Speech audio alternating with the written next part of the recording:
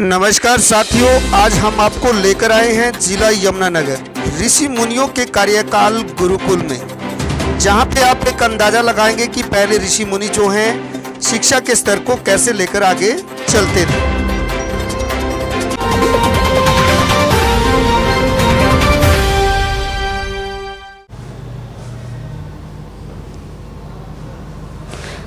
नमस्कार, कुरुक्षेत्र भूमि न्यूज़ में मैं शांति सभी का स्वागत करती हूं।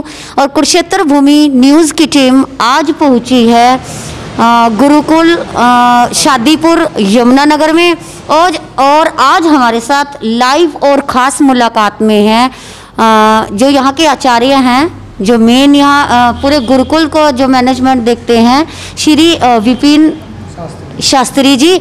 और आइए सर से लाइव मुलाकात में जानते हैं कि सर अपनी सेवाएं कब से यहाँ पर दे रहे हैं गुरुकुल में, क्या यहाँ पर नियम और कानून हैं, कितने शिक्षक यहाँ बच्चों को शिक्षा देते हैं, संस्कार देते हैं, कितने बच्चे यहाँ पे संस्कार और शिक्षा ले रहे हैं। जैसे कि आजकल मॉडर्न टाइम हो चुका है तो लोग अंग्रेजी शिक्षा पर या और आधुनिक शिक्षा पर जोर देते हैं ज़िंदगी चलाने के लिए। ये चीज़ें ज़रूर है, लेकिन इसके साथ साथ हमें हमारी जो भारतीय संस्कृति है जिस पर हमें गौरव है और जिस पर और लोग भी और देश भी जिसको फॉलो करते हैं, तो उसी परंपरा को कायम रखते हुए आज हम गुरुकुल में पहुँचे हैं। और आइए हम सर से, आचार्य जी से मुलाकात करके जानते हैं कि सर क्या सेवाएं यहाँ पर दे रहे हैं, अपने बच्चों को क्या सुविधाएं दे रहे हैं, क्या शिक्षा दे रहे हैं, क्या यहाँ का सिलेबस रहता है। आइए सभी बिंदुओं पर प्रकाश डालते हुए बातचीत करते हैं आचार्य जी से। ओम जी। जो गुरुकुल है ये ऋषियों की परंपरा के अनुसार यहाँ पे इसका संचालन होता है। जैसे आदिकाल से जिन गुरुकुलों में राम और कृष्ण और बहुत सारे कपिल गौतम ऋषि पढ़ करके देश विदेश में विख्यात हुए, महापुरुष हमारे हुए, वही संस्कृति कायम रखने के लिए इन गुरुकुलों में आर्ष पद्धति के साथ साथ जो आज की जो पाश्चात्य सभ्यता है उसको भी यहाँ पर साथ पढ़ाया जाता है। गुरुकुल की जो रूपरेखा है, दिनचर्या बड़ी कठिन है। यहाँ पर बच्चे सुबह 4 बजे उठा दिए जाते हैं, उसके बाद में वो शौच इत्यादि करते हैं, उसके बाद में प्रातःकालीन मंत्र पाठ होता है, उसके बाद में बच्चे व्यायाम करते हैं 2 घंटे, उसके बाद में आगे बच्चों को फिर स्नान इत्यादि के लिए भेजा जाता है। उसके बाद में सुबह 7:15 बजे फिर हवन की जो है बेल लगती है, हवन इत्यादि और प्रवचन का कार्यक्रम 1 घंटे का चलता है। उसके बाद में प्रातराश दिया जाता है, जिसको आज की भाषा में नाश्ता कहा जाता है। उसके बाद में फिर हमारा विद्यालय 9 बजे से आरंभ होता है और 1 बजे तक यहाँ पर मैथ, हिंदी इत्यादि जितने भी विषय हैं सबकी आधुनिक रूप से कंप्यूटर इत्यादि की भी शिक्षा उसमें दी जाती है। जी, मतलब यहाँ पे सब कुछ सम्मिलित रहता है, आधुनिक शिक्षा को भी यहाँ पर फॉलो किया जाता है और जो हमारी प्राचीन पद्धति शिक्षा की चलती आ रही है उसको भी फॉलो किया जाता है। तो आचार्य जी, मैं जानना चाहूँगी जो यहाँ का देख रेख है या जो यहाँ की आमदनी का रहता है, इतने बड़े गुरुकुल को चलाना, बच्चों के लिए भोजन की व्यवस्था करना, किताबों की व्यवस्था करना, हर चीज़ को मैनेजमेंट को संभालना, तो उसके लिए आय का क्या साधन रहता है यहाँ पर? देखिए, इसमें सरकार का कोई योगदान नहीं होता है। जो अन्न है वो सभी आसपास का जितना भी क्षेत्र है वो किसानों से ब्रह्मचारियों के लिए अन्न दान के रूप में आता है।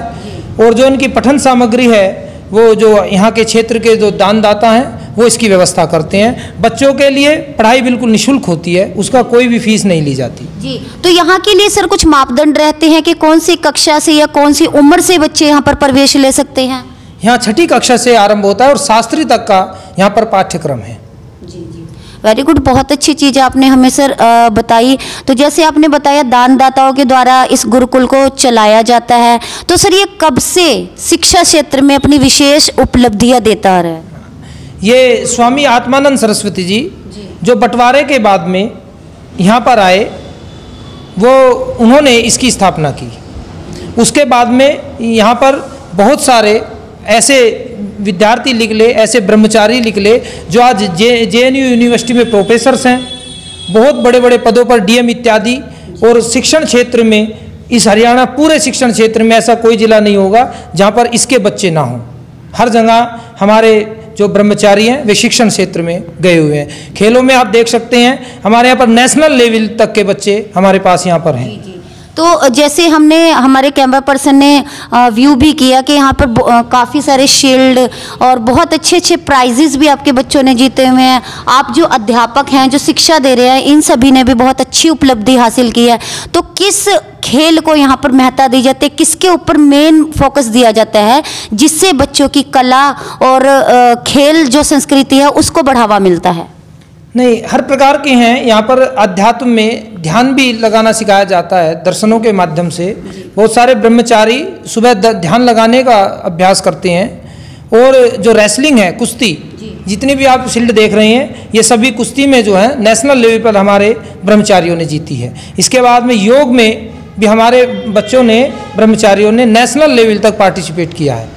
और आज यमुनानगर क्षेत्र में और बाहर भी उन्होंने योग प्रशिक्षण शिक्षक के रूप में वो कार्य कर रहे हैं। जी। तो सर, जिस तरह से कोरोना 2020 में प्रवेश किया था हमारे देश में, विदेश में भी प्रवेश किया, बहुत मामले भी आए इसके।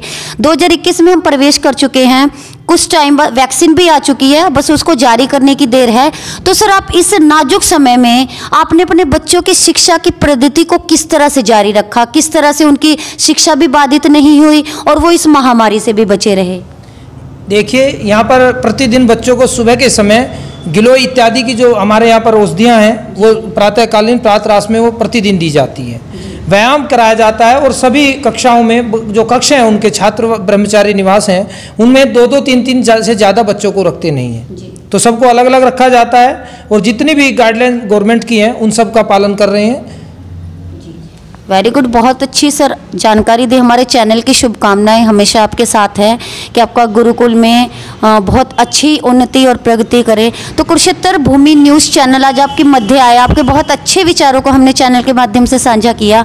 तो आप हमारे चैनल के माध्यम से जिस तरह 26 जनवरी को गणतंत्र दिवस, जिसे हम बड़ी हर्षोल्लास से मनाते थे, लेकिन इस बार कोरोना की वजह से हमारे सारे फेस्टिवल जो भी थे राष्ट्रीय अंतर्राष्ट्रीय, उन पर काफ़ी मतलब प्रभाव पड़ा है। तो इसको हम किस तरह से मनाएं कि हम कोविड-19 से भी सुरक्षित रहें और हम अपना जो भारतीय हमारी जो परंपरा है या जो हमारी संस्कृति है उसको भी जारी रख पाएं?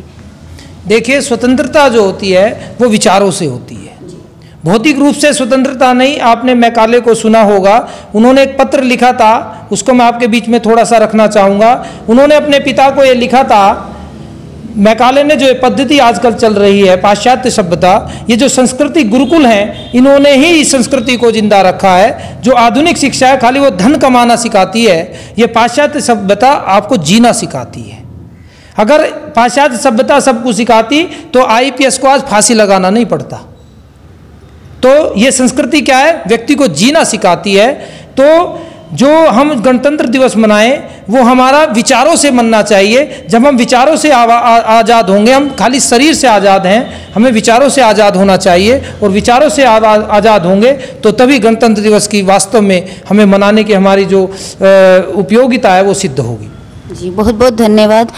सर, जिस तरह से बेटी बचाओ बेटी पढ़ाओ का एक नारा मतलब बहुत ज़्यादा सजीव रूप ले रहा है और इस पर विशेष जोर भी दिया जा रहा है, तो आप चैनल के माध्यम से हमारी बेटियों के लिए क्या संदेश देना चाहेंगे?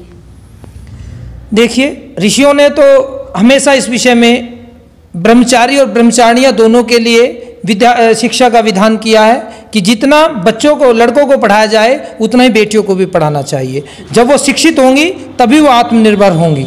तो उसमें तो ये कहा गया है कि सतपथ ब्राह्मण कहता है, मातृवान पितृवान आचार्यवान पुरुषो वेदः, अर्थात जो आचार्य हैं हमारे, जो गुरुकुलों में अध्ययन करते हैं और जो हमारे पिता हैं, उससे भी पहले माता का स्थान दिया गया। वेद में परमपिता परमेश्वर के बाद में अगर कोई भी सबसे ज़्यादा पूजनीय है तो माता का स्थान है, स्त्री का स्थान है। तो ऋषियों की तो ये परंपरा रही है, बहुत सारी ऋषिणियाँ हमारे बीच में हुई, बहुत बड़ी विदुषियाँ हमारे बीच में हुई। तो मैं तो यही चाहूँगा कि बेटियों को अगर शस्त्र और शास्त्र दोनों की शिक्षा देनी चाहिए। शास्त्र से उनका जीवन उज्जवल होगा और शस्त्र से वो अपनी आत्मरक्षा कर पाएंगे। जी बहुत बहुत धन्यवाद, बहुत अच्छी सर जानकारी हमने साझा की। बने रहिए कुरुक्षेत्र भूमि न्यूज़ में रिपोर्टर शांति और कैमरा पर्सन दीपक के साथ। आगे भी हम आपको लाइव और ख़ास मुलाकात में जो एक सीरीज़ चली हुई है कुरुक्षेत्र भूमि न्यूज़ द्वारा धरातल से, जो लोग धरातल से जुड़े हुए हैं उन चीज़ों को हम कवरेज देते हैं। तो इसी श्रृंखला को हम जारी रखते हुए आगे भी आपको न्यू न्यूज़ से अपडेट करते रहेंगे। धन्यवाद।